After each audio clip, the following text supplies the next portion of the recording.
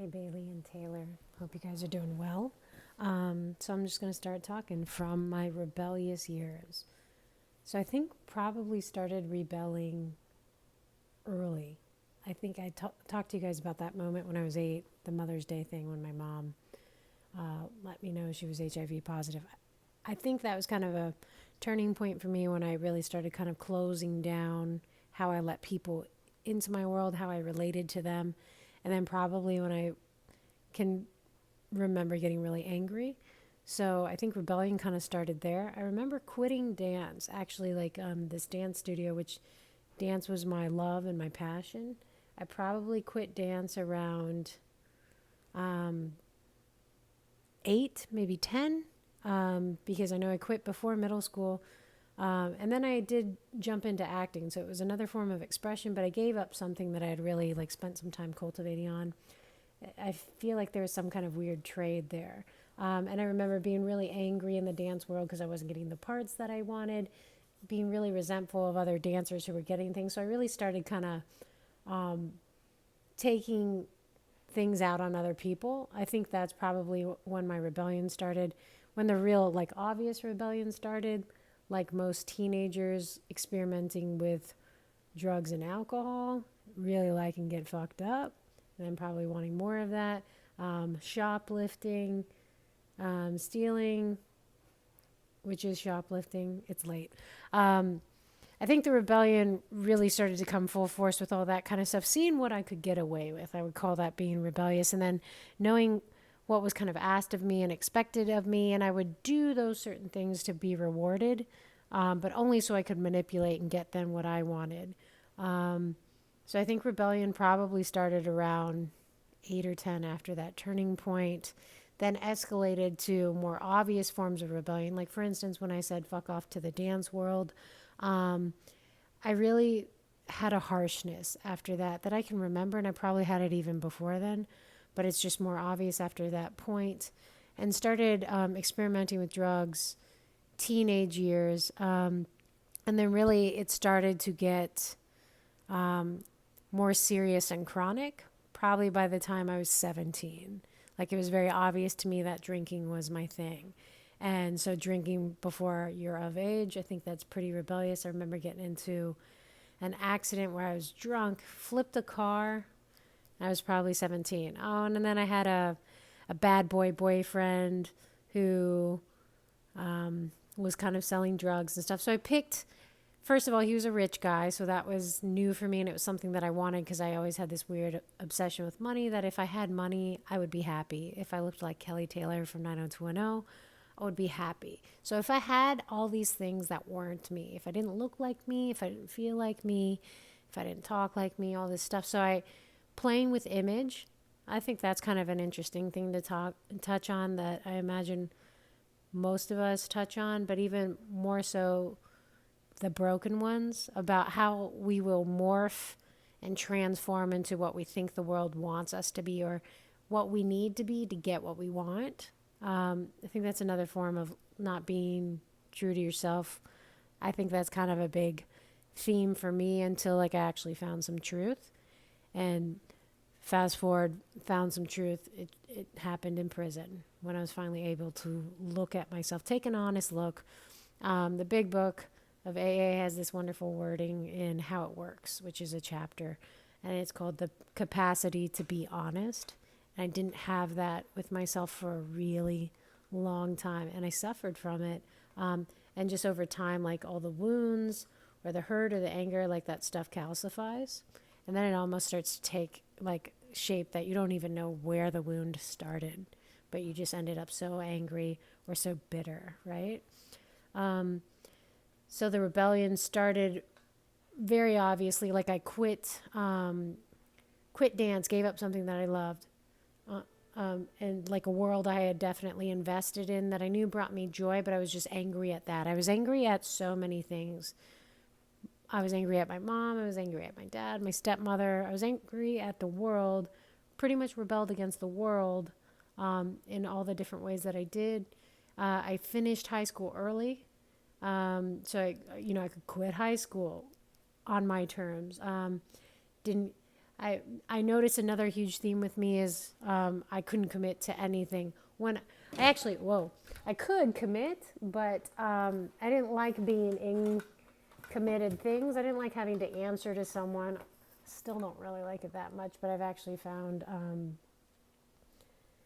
good commitments I like. I like that discipline, and I like being connected to people, and I like being loyal to things and people and stuff that I believe in. I guess I just didn't believe in a lot anymore after that moment happened with my mom. So finished high school early, did a couple years of college, quit that too. I was also really angry because those were the years that my mom was getting really sick, so she couldn't really even go out and use drugs so much anymore because she was so sick. She had to stay close to home, so she started like abusing her pain pills and stuff like that. And I remember sometimes smoking weed with my mom and just being kind of confused about that.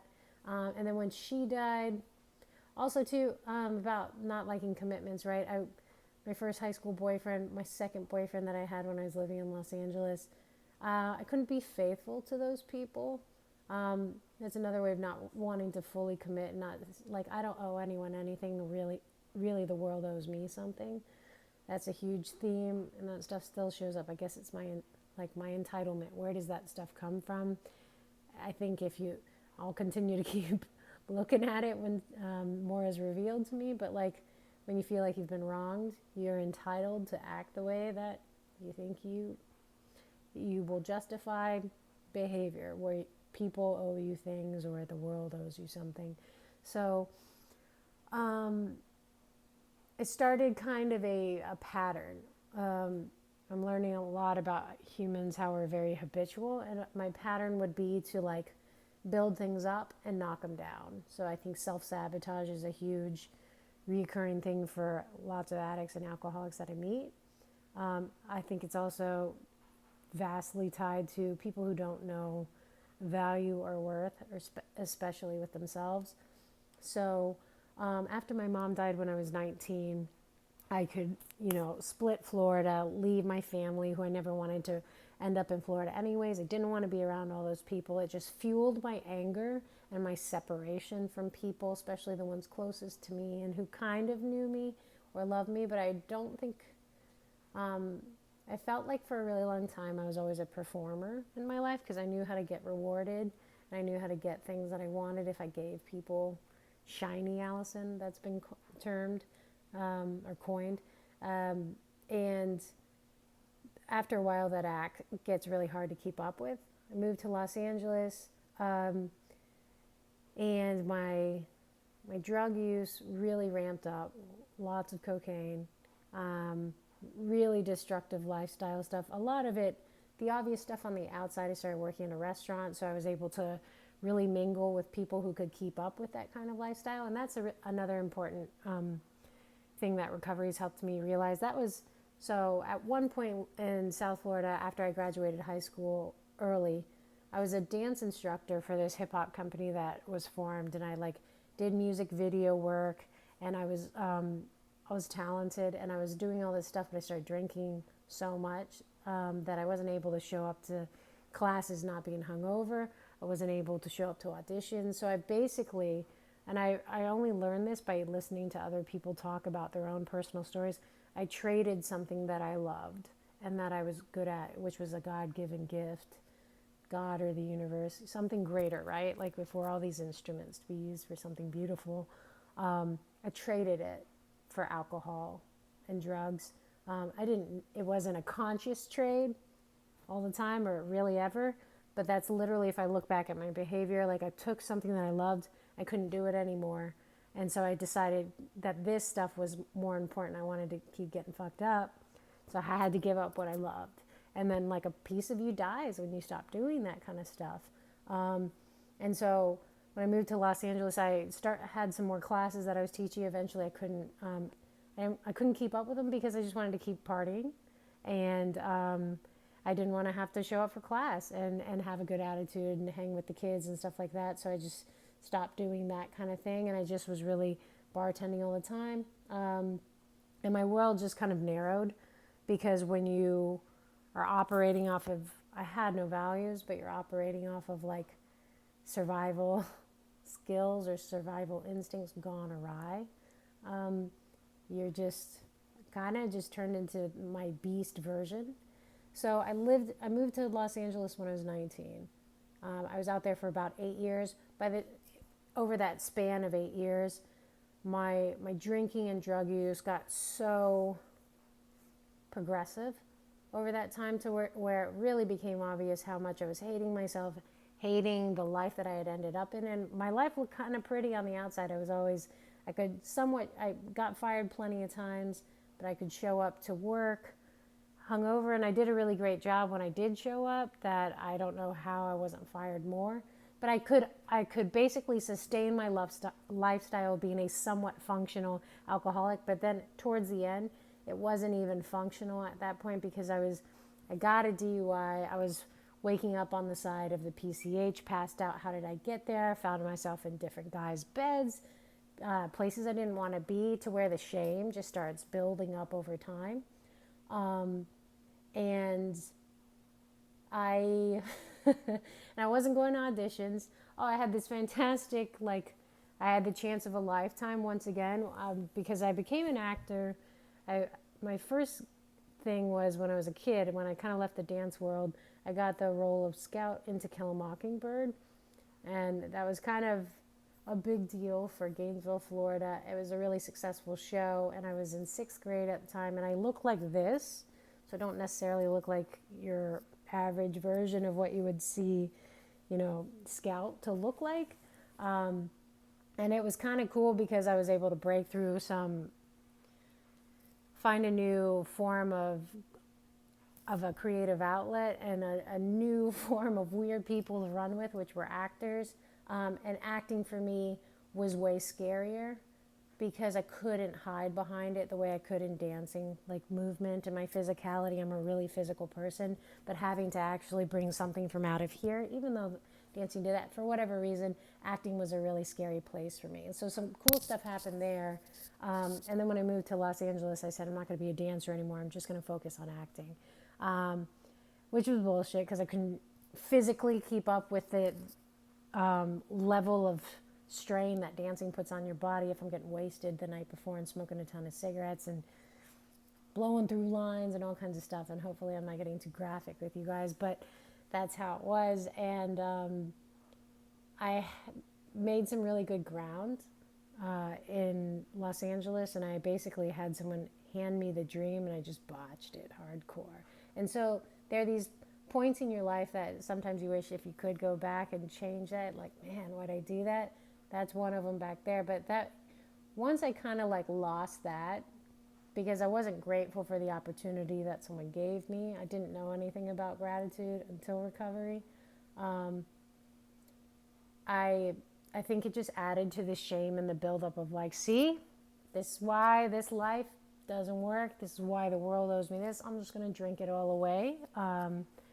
And eventually what led me to the prison part was I took a job I was living in Malibu, one of the most gorgeous places I've ever lived, this really cool house in the trees on Point Dume, and it was such a beautiful, healthy looking space, skylights and barn door, and it was so cool, and I was just internally so sick, and it was just getting worse and worse and worse with time, because there were even times that I didn't want to drink, and I ended up somehow at the bar wasted, and the big book talks about this kind of stuff, to where eventually I was like, well, fuck it, I'm here anyways, might as well get blasted and really go for it. And then I would always somehow outdo myself, and then the morning after of what did I do, who did I sleep with, what did I say, who did I fuck over, that kind of stuff. It starts just, you have this buildup of shame and regret and remorse, and it's weight that you just carry, that you start walking different, you don't look the world in the eye, it changes how you, anything, to where I remember a friend of mine was in the weed business. There's all these kind of details I could talk about, but ultimately what led me to prison was I took a job to drive a ton of weed from California to New York Wasn't my weed, but I was like, sure, put it in my car, give me a destination, I'll make it there. And I was supposed to make $15,000. And in my mind, in my alcoholic mindset, which is full flight from reality, full on delusionment, totally destructive and just warped. Alcoholism is a mental illness, so it's a disease that centers in the mind. I originally, when I got the phone call, my friend asking me to do this, I said no. That was my knee-jerk reaction. And then when he called me back a couple days later or whatever it was, I remember talking myself into it. Well, if you do this and you make some money, you can move to Italy, or you can go back to school and you can change yourself and you'll like yourself again. You'll be able to be in your skin again. Because how it was looking in Malibu for me, in the most gorgeous place, I was so sick and scared and getting closer and closer to, I think, a suicidal place where I just couldn't see what would be the point of living. I was just so angry. So I took the job and I was like, if I just do this, it will change where I'm at. Which is, people either they do something drastic, they kill themselves, or they something to change their current settings. And so I took this job and didn't really know how big of a deal it was. I knew I was doing something illegal. I didn't know how lofty and illegal it was, and I didn't really think it out because that's how I lived. I never thought about consequences. I never really had to pay too harsh of them because I could kind of skirt my way out of things here and there. And eventually, each day of that drive by myself, I got more and more filled with fear. I never had a relationship with God before this that I cultivated. I believe now, like, I've always had a power greater than me or a higher power there that's been present through my life because I've always been taken care of in some pretty gnarly situations when I was little and all throughout, Anyways, the further and further I got in that trip, the more and more fearful I became because I felt like I could not turn back to where I came from and I didn't know where I was going. Felt so blind and lost and scared that I remember on the third day of the trip that I remember looking in the mirror, washing my face in the morning, and I don't know if I said the words out loud, but I remember being like, God, please come in here because I can't keep going. I don't know, like, please save me, something along those lines. And I never was someone who was into prayer. I didn't believe in the God thing. I was actually jealous and hateful of people who had that kind of thing on their lips because I didn't think it was real. But there was something happened that morning, and that was the morning that I got stopped by an Illinois state trooper in LaSalle County. Got locked up for 5 days. As soon as the guy stopped me, I remember kind of having this out-of-body experience and actually seeing the car and myself. And I remember when he asked me, like, is there anything in this car? And I just said, yes. And the way the words came out of my mouth, it was like this small, quiet voice that just needed to come out to change, like, the course of my life. And it definitely changed after that. I went into jail for 5 days, got bonded out by the guys who hired me, and spent the next year trying not to go to prison, but eventually had to accept a prison sentence because I was looking at 6 to 30 years, but the prosecutor, which I went through 3 of them over the course of a year, until finally this lady threw the smackdown on me.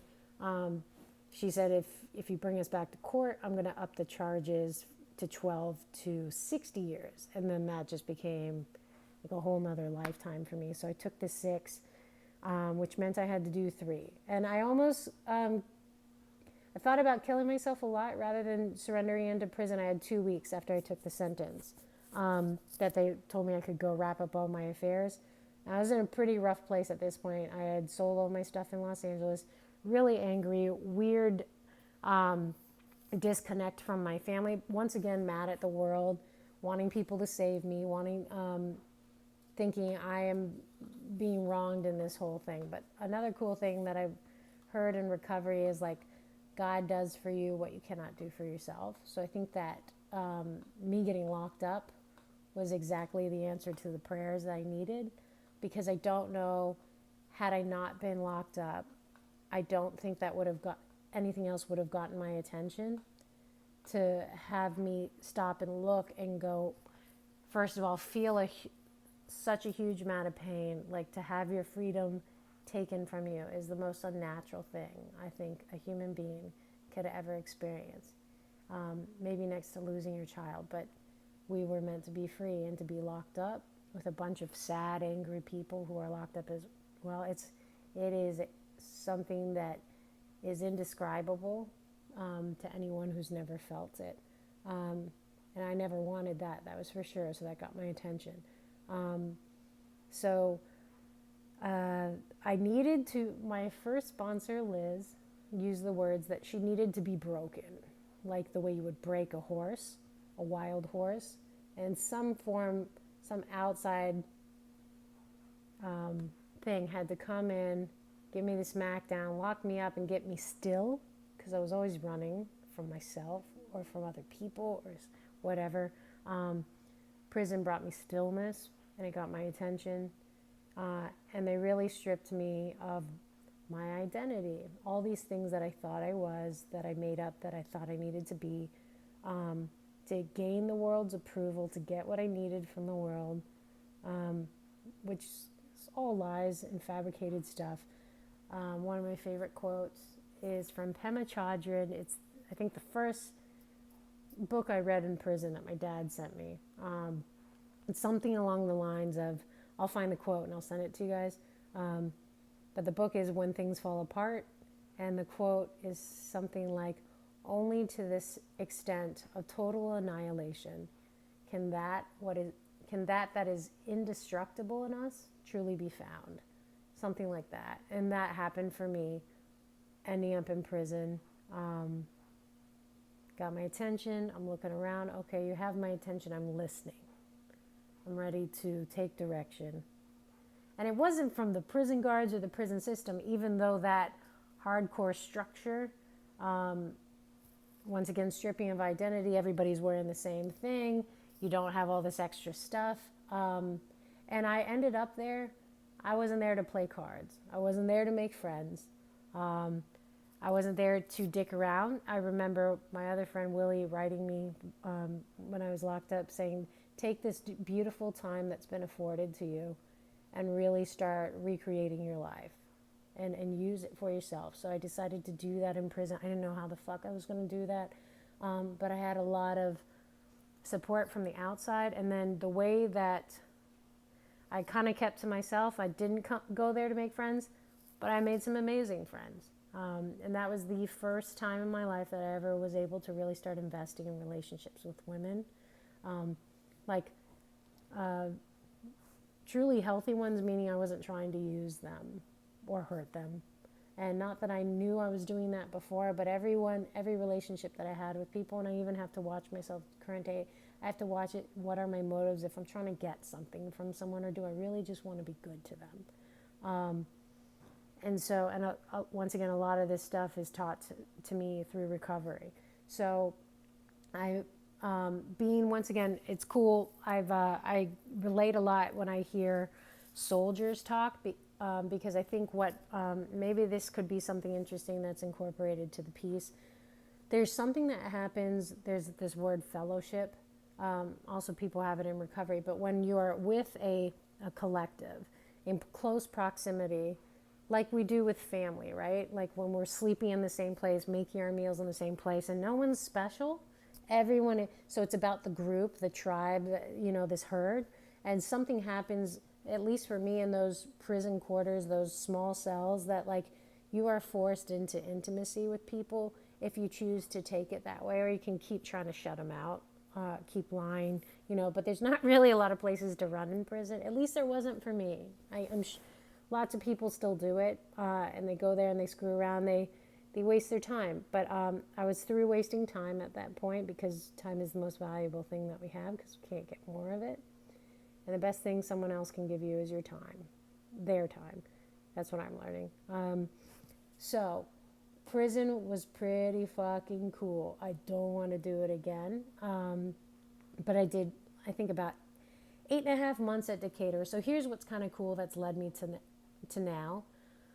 Prison got my attention. It was an abrupt stop and a wake-up call for me, an awakening I had there where I remember like walking around the yard. Something broke open in me and I was just crying because I was so happy. And that's a really weird thing to feel. In the, fucking winter in Illinois when I'm like a beach girl from Florida that likes Los Angeles, blah, blah, blah, and everything like that. So I experienced some seasons, which is nature. That was new to me. I experienced some fucking humility because I was cleaning toilets and floors in prison and doing it with having some pride about my work because my dad taught me how to clean when I was a little kid. And he told me, like, if you're going to do it well. Put everything you got into it. And then like that kind of, those little things that you do, people take notice of that. And somehow like respect comes. And when I wasn't like shuffling around and like lying to people anymore and trying to be better than what I just am, I didn't know what the fuck I was at that point. And I really got stripped of so much, which I needed. I needed to be broken the way that I was to begin to listen and open my eyes. And so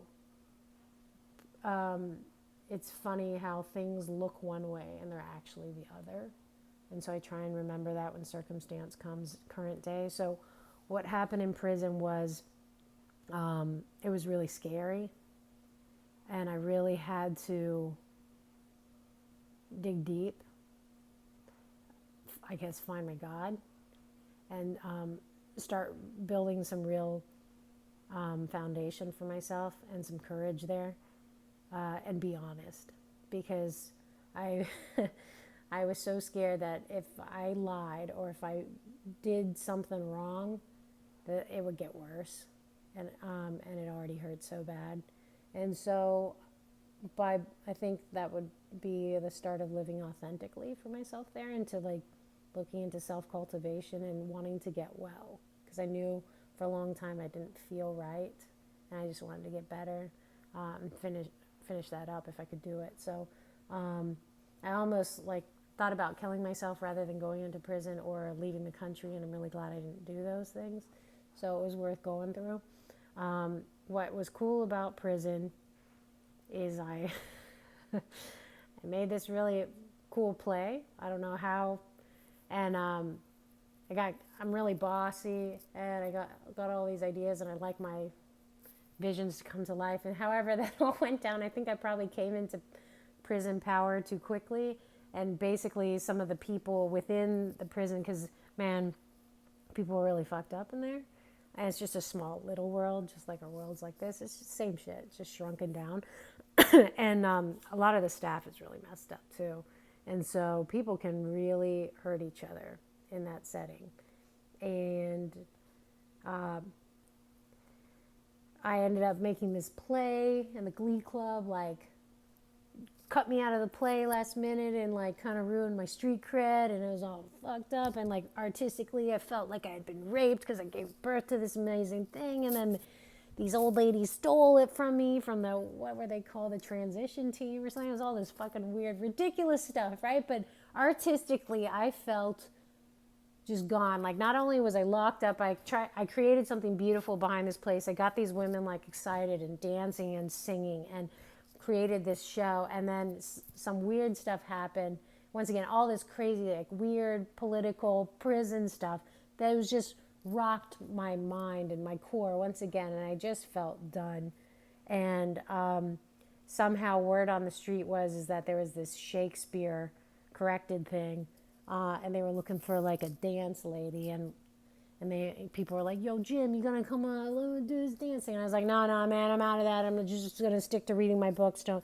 Anyways, I got some part of me was like, "Check it out," and so I'm really happy that I did, because I had once again I opened again back to opportunity in the world, however it was presented to me, and I got to connect with other people in doing something, and I got to meet Alex, and he was cool. We didn't really talk that much, and he like gave one of the lesbians a stick to create a drum beat, and then we made a dance from there. We got to wear these pretty blue things on our arms, but there was like, it once again showed me in such an ugly place that with these women, we could create something that took us out of, it helped us escape that prison environment and like not see the gray sweatpants and whatever, and not only see art but see each other and do, and like there was synergy there and there was art. And if there's anything that I know about myself, like art is my life. That's how I understand things. It's I just got a brain that's wired that way. And so that was an opening for me behind bars that I did not expect to find. And it helped me find, once again, this artistic heart that I have that I had lost a long time ago in Los Angeles, living the way that I was living. So I started dancing again in prison. That was pretty cool. I also found my first meeting in prison. And no one made me go. It was one meeting a week. They made an announcement. And I was probably a few months in to my sentence, and I finally went to the meeting. And because for a really long time, years, people had been telling me I had a drinking problem, and I would just change friends, or I didn't want to listen to them. I always argued about that. And then I went, and from the first meeting, something broke open there, which was once again the truth, and I knew that I was in the right place. And I was grateful. Once again, kind of weird. Oh, I'm grateful to be prison in dead of winter in Illinois. It's kind of weird to feel those things, but that's why I felt them. So I found my way back to myself with prison. AA meetings started there. Art started there again. And then I stayed connected to a lot of those people because we didn't have, somewhat connected, but we didn't have all of these masks and guises up about how great we are on like the outside world with our flashy cars and our high heels and our degrees and stuff. It doesn't fucking matter in prison. It's like really who you are, at least for me. I met some really beautiful women there, and I learned a lot from the people who were incarcerated there, some phenomenal human beings, to some really fantastic guards and staff members too, who were, you could see that, man, it would be a totally different day if that human being didn't work there in their position. It was someone horrible, because there were some really horrible people there too. So there's so much more to say, but I'll stop there for now. I can definitely talk more about where it's brought me now, but I hope I gave you guys some good stuff to work with. Let me know. Bye.